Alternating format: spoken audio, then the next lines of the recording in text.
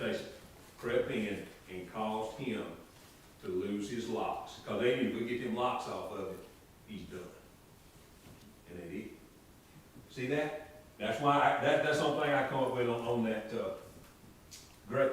Verse 6 says, all the days that he separated himself unto the Lord, he shall come at no dead body. He ain't going to the funeral home to view nobody. Can't do it. That's the law of the Nazarite, the vow of the Nazarite. But watch this. Verse 7, he shall not make himself unclean for his father or his mother or his brother or his sister when they die, because the consecration of his God is upon his head. If he loses a family member, he can go nowhere in the vicinity. He cannot come anywhere close to a dead body, because it will make him unclean. That's what it says.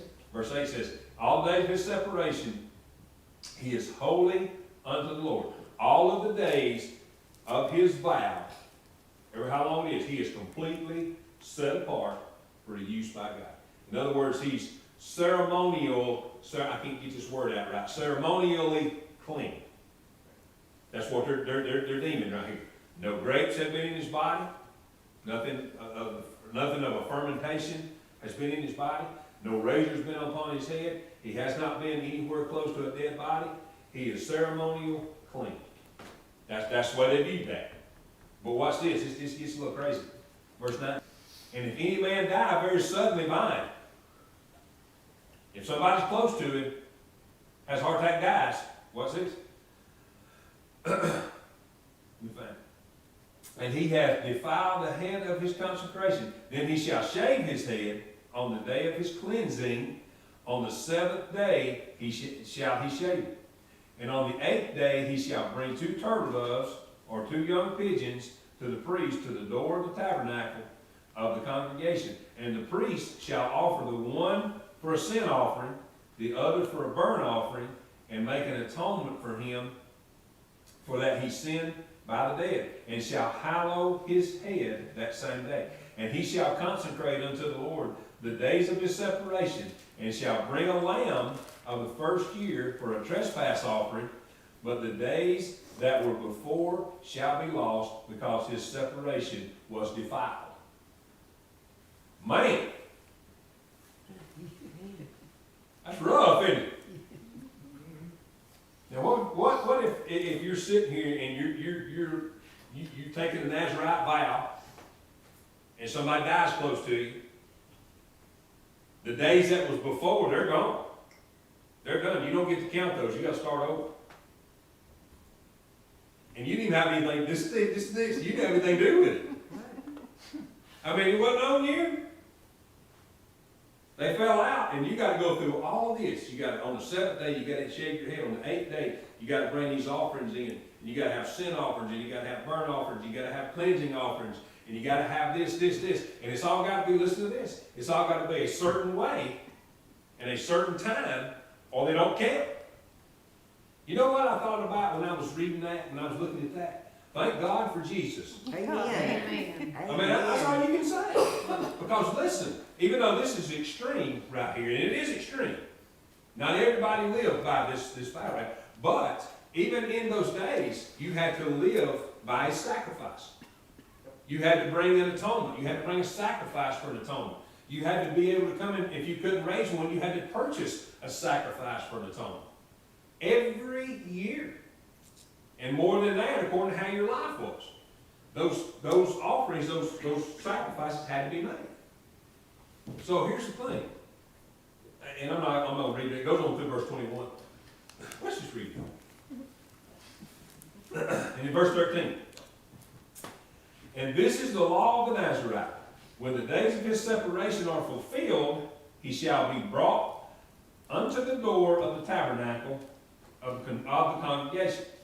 And he shall offer his offering unto the Lord, 1 lamb of the first year without blemish for a burnt offering, and 1 ewe lamb for the first year without blemish for a sin offering, and 1 ram without blemish for a peace offering. Just right there to end the vow.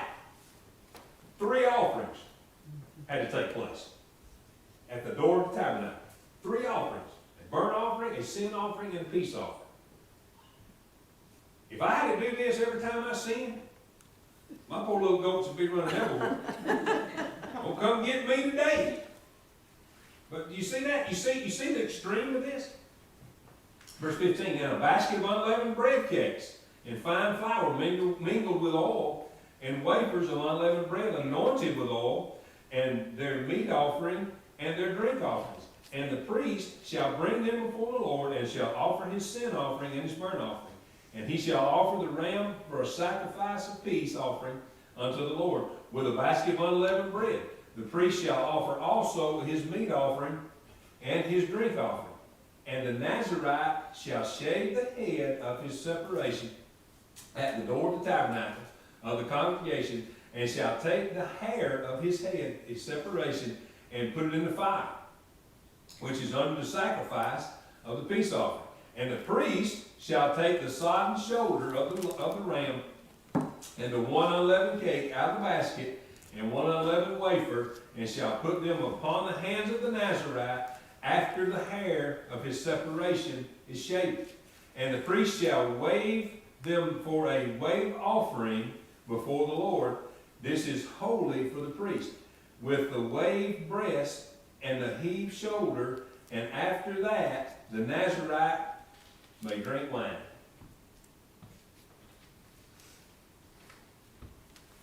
Wow.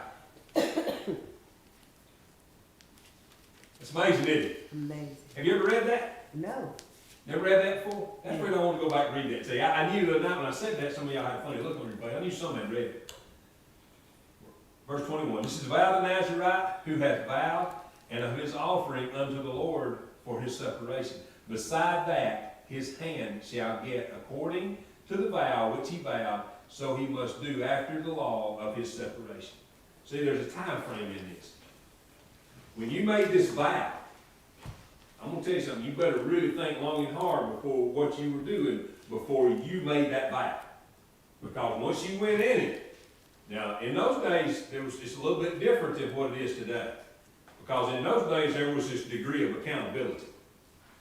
In other words, you made that offering, you made that vow, and you stepped into that, you know what, you're going to finish what you started. Ain't no just stepping out of it. You know what the penalty for stepping out of it was? Death. So once you made that vow, you had to see it through, or they'd stone you to death. Now Hannah is making this vow for an unborn child. Think about that for just a moment. He's not making the choice himself. She's making the choice for him. That's pretty deep right there. Yeah. If you want a child so bad, that you say, because she knows this. She wants a child so bad. I want a child so bad. I am willing to give you my child as a Nazarite before we see the born. That's affliction. That's a broken heart. So as you see that and you think about that for just a moment, we take for granted so many things in our life. The things we ask for that, oh Lord, if you just do this. You see, when you talk about Hannah and her prayer, and you read that Nazarite vow, that's not a bargain. That's saying, Lord, listen to it, because listen, Lord knows her heart. I think John Bunyan said it best when he said, a prayer with no words but all heart is greater than a prayer with all words and no heart. She prayed a prayer with all heart. God heard it. But you know what? When she prayed, now think about this. She's prayed that prayer. She's been before that. Eli, who was not very, first 4 chapters of 1 Samuel, I'm telling you, Eli's not all that great, okay? This dude got some issues. Y'all would run him off, all right? That's about the way you look at that. We'd run that preacher off right there. But he had some issues, starting right there with what he said to Hannah, when he said, you know, how much wine have you had to drink today? You know, you're acting crazy. if I looked at y'all and said that every time y'all act crazy, y'all all be going, "Hey, I ain't gonna tell them how much I really hate." I'm just kidding. I'm just exhausted.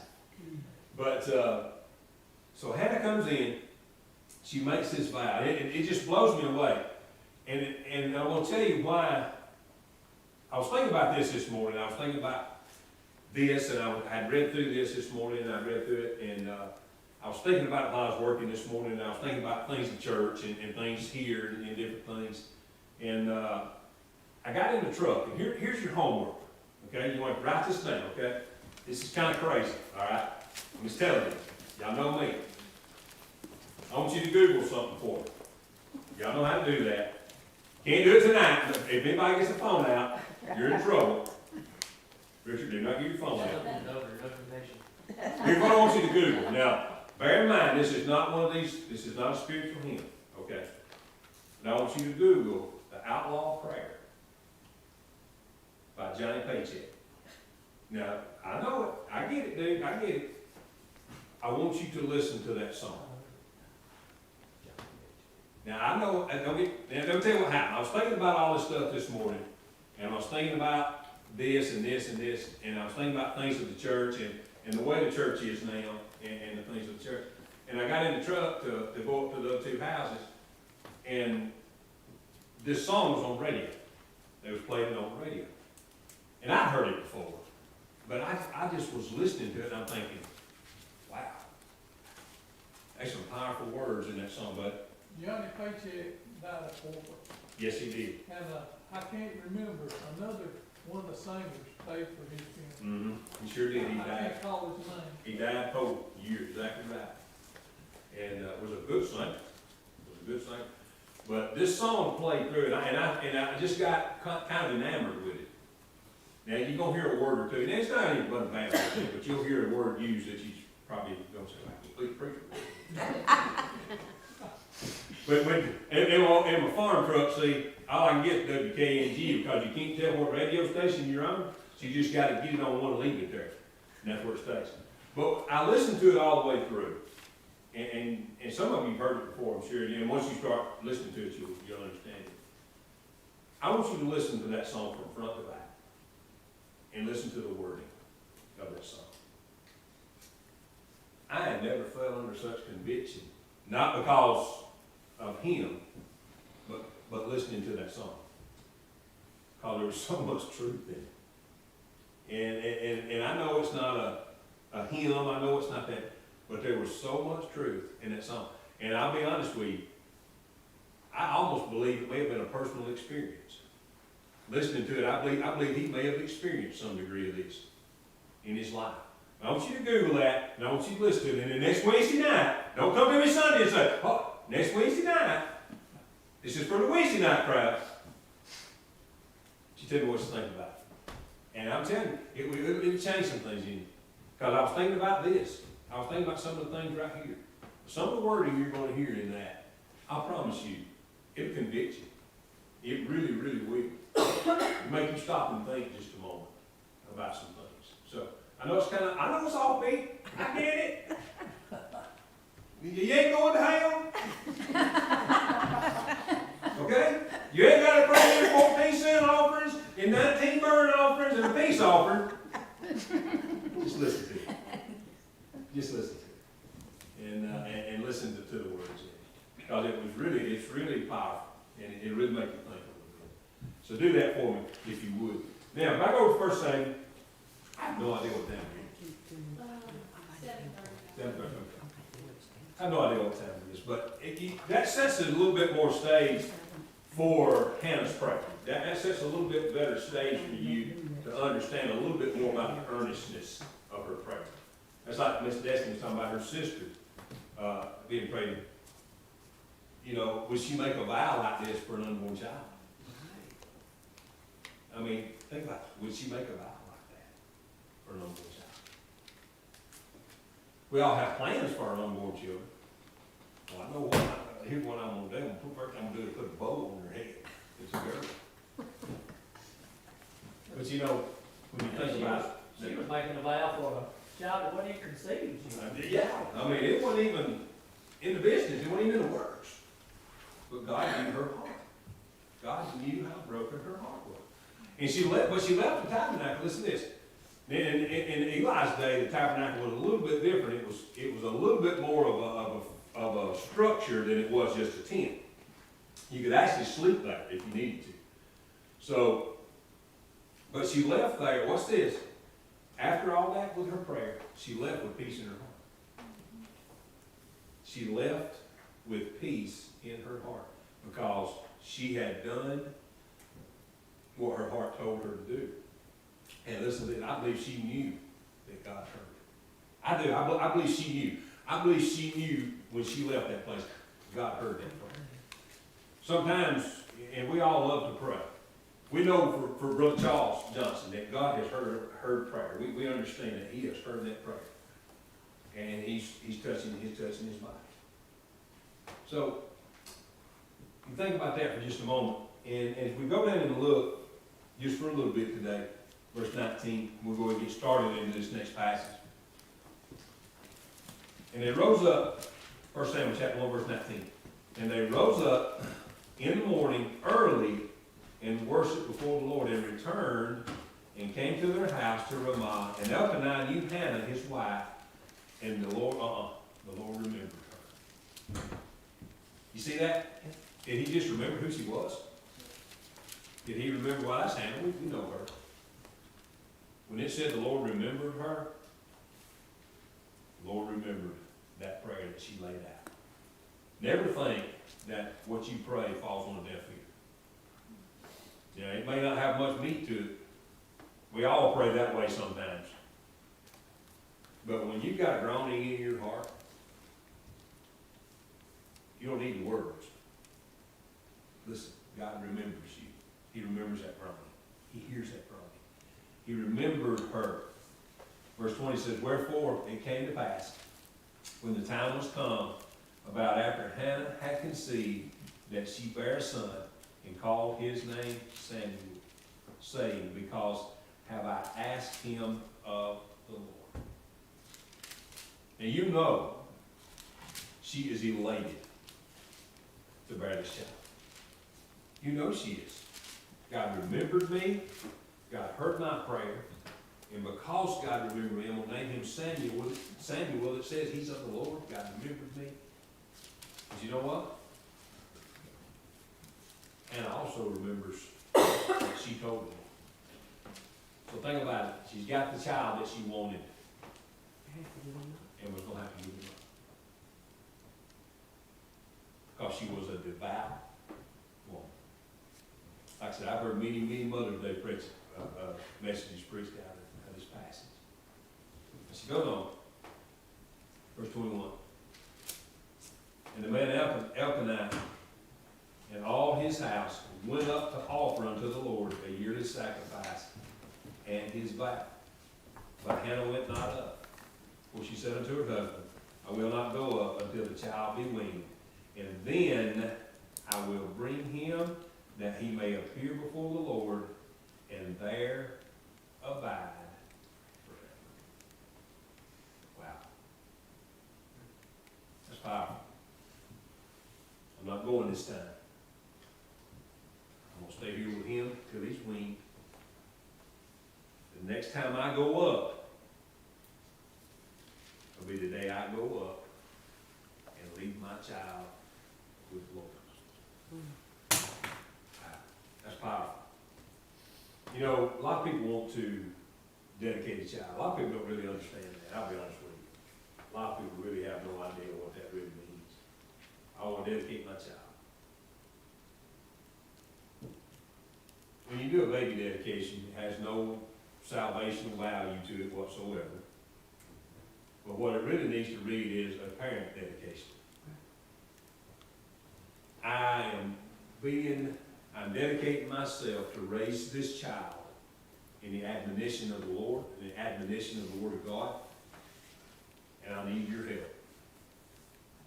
Church, I need your help. That's really how it should read. Matter of fact, just leave the baby out there somewhere, bring the parents up here. Now, I mean, seriously, because we kind of get it misconstrued sometimes. And I've even had people tell me, Lori and I one time, this has been years ago, had to go to an Episcopalian church. Because get this now, we were asked to be godparents. And what they were doing was christening that child. Being the me I am. It was, but being the me I am, I started asking that priest all kinds of questions. Well, what this does, I said, oh, no, it don't. I said, when that child gets old enough to make a decision, that child has to make a decision where it's saved. Oh, yeah, I agree with that. I said, so you're saying that child's saved at age of accountability? And I said, you ain't got Christmas for that. I said, God knows that. Well, it didn't take long and he found somewhere else to go.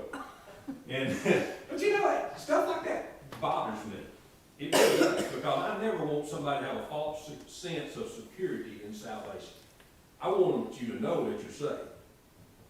And yeah, I know a baby's going to go be with Jesus. I understand that. But don't tell a child, what if you tell that child, well, you was christened when you was a baby, you got nothing to worry about. You just sent that child to hell. And I don't mean to be blunt, I don't mean to be ugly, but that's just the honest truth. When you tell it, oh, you was christened as a child, we dedicated you as a child, you're good. You sent that child to hell. You've got to dedicate yourself. You got to dedicate yourself, raise that child, so when that child gets old enough and the Holy Spirit knocks on that heart's door, then they decide whether to follow Christ or not. That's the way it works. So, you know, and plus too, and again, we're sitting in a fellowship hall where there's pictures on the wall of them having parties and drinking and stuff. And, I mean, I can't help it. That just ain't right. But, you know, anyway, there you go. I ain't being nobody. I'm not knocking. Just ain't agreeing. But, so, you think about that for a minute. Now, all y'all going, well, we're going to have a party. I'm going to make a Nazarite vow for y'all now. All right? Y'all ain't allowed to eat no grapes. And if I catch anybody with a raisin, like grapes. But you see the dilemma. You see Hannah in these first little while right here, in his first few verses of this next passage. You see the I'm going to call it a dilemma. It's not necessarily a dilemma, but in her heart, I'm sure it was a dilemma. You know what? I have chosen to give this child to the Lord. He gave me this child, and I'm going to give him back. Well, that's the vow. It'd be hard. Oh, that's the vow. You know, it's when Moses' mom, when Herod was killing babies, and you know, Moses gave Moses up. Moses' mama gave him up, put him in that basket in that river.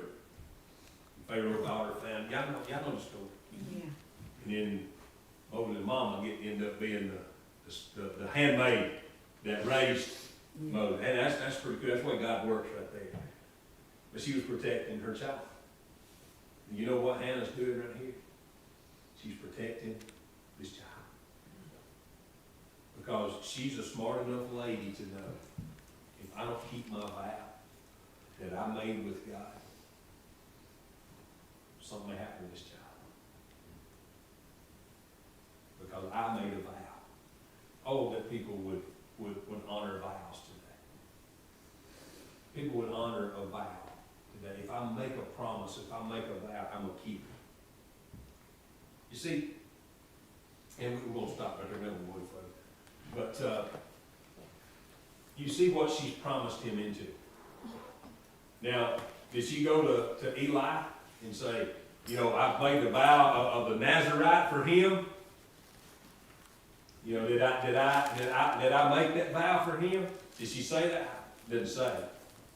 Did Eli know that vow had been made? Didn't say. And he heard the prayer.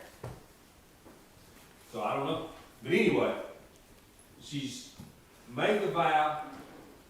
God did his part. Then she got divorced.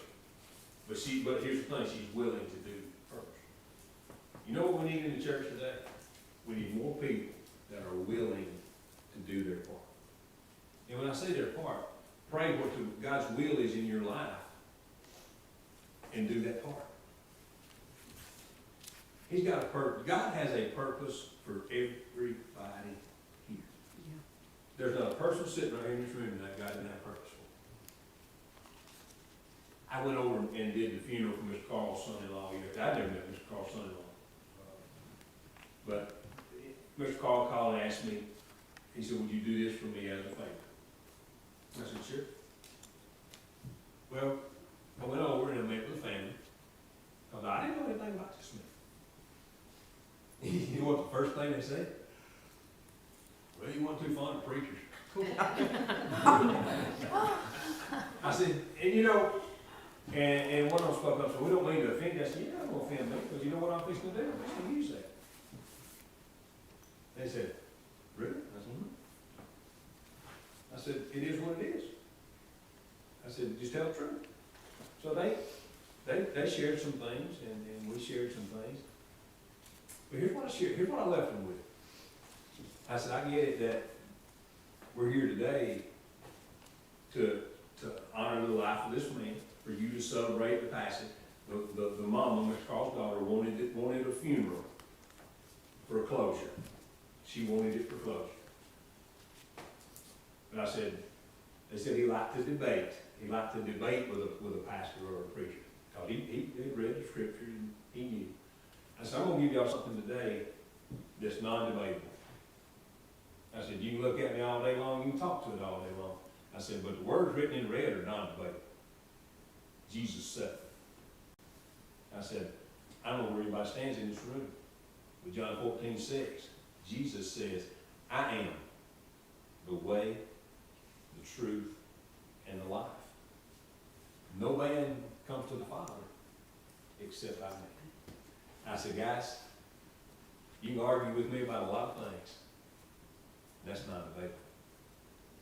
There's no debate in that. And, you know, they got some funny looks on their faces, you know. Nobody wanted to debate it.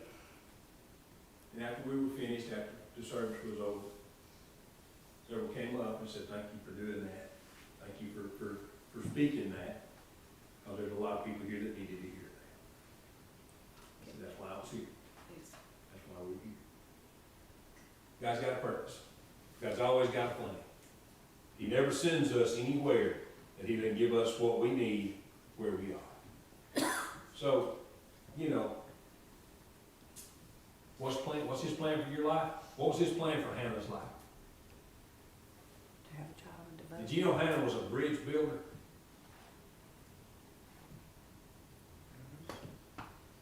Hannah was a bridge builder. She was the foundation of the bridge headed toward the king of Israel. She was the foundation for that. Because who would anoint the king of Israel? Samuel would. Through whose guidance? The one above. Think about that for a minute. So she was the foundation. God knew who Samuel's mama needed to be. Knew exactly who Samuel's mama needed to be. Because she was devout enough to do what she said she was going to do. That's just good stuff. That's really good stuff. We're going to dive a little deeper into some stuff next week. Hope y'all have a good rest of your week. Sunday morning, we're ready. Sunday morning, I'm looking so forward to Sunday morning because we missed last Sunday morning. I ain't preached in a couple weeks. I'm ready. I'm just going to tell you, I'm ready. I wasn't going to invite somebody to preach, but I ain't good. No, wouldn't either. I wasn't going to invite anybody to preach. Lord willing, I'm going to be here. So we're excited about that and excited what the Lord has for us, what the Lord's doing. I'm telling you, church, he's just doing some great things here. And he's blessing you in a mighty way. So let's step back and see. Hope y'all enjoyed Darryl a couple weeks ago. And Darryl did a great job. His ministry is phenomenal. I look so forward to us diving a little deeper into his ministry. And because he partners with so many different things. You know, when you're taking kids and you're bringing them to an orphanage and then you're getting them to college and then they're coming back and they're teaching in the schools and you're taking them and they're coming back and pastoring in the churches, That just amazes me. I mean, it absolutely amazes me. And I carried him out, and we went and looked at the building. And he told me, he said, "You're brave." I said, "Why is that?" He said, "Very few people will take Darrell out to look at a building project. Because you gotta think about the buildings that he does over there." He said, "When we do buildings, they gotta have a purpose. Every space, every block, every part of that building has got to have a purpose." And when we showed him, I think he thought it was a big open gym. But when we got out there, we began to show him the classrooms and show him the education space. He said, "Purpose. It's got purpose." And he said, that's what we're looking for, purpose. So he's excited about what's going on here. Thank you so much for the gift, church, that you gave him to further that ministry. I blew him away. He sent me a message that evening. He said, "I'm still just blown away." So thank you for that. He carried the big check with him. So he said, "Can I carry that with me?" I said, "It ain't no good, need a bounce." So I'll carry it anyway. So he was excited about that. So thank you for your obedience in that. And excited. Barry, thank you for dismissing tonight. Everybody good? Y'all stand with us. Great rest of your week. Sunday morning Sunday school. Supposed to be cold, but it ain't supposed to be snow. So, y'all enjoy the snow Sunday? Will it snow? I know, it did snow. They said it was going to. Yeah, it was pretty. That's my kind of snow. Don't you go. Richard made snowman. But then the person at Jack's made a better snowman. Oh, man. You think that's what we're dismissing now? Mr. Joe, dismiss. Father, we thank you so much that you allowed us back in your house tonight. Thank you for what you showed us. Just be with the ones that were mentioned out on the prayer list, Father. Just reach down and touch their bodies and heal if it be your will. But Father, I pray that you receive honor and glory for each one of them.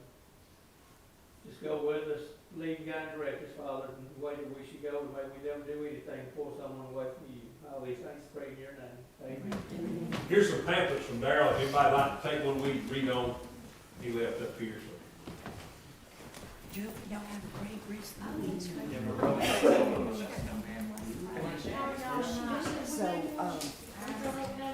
Matt and Anna are good.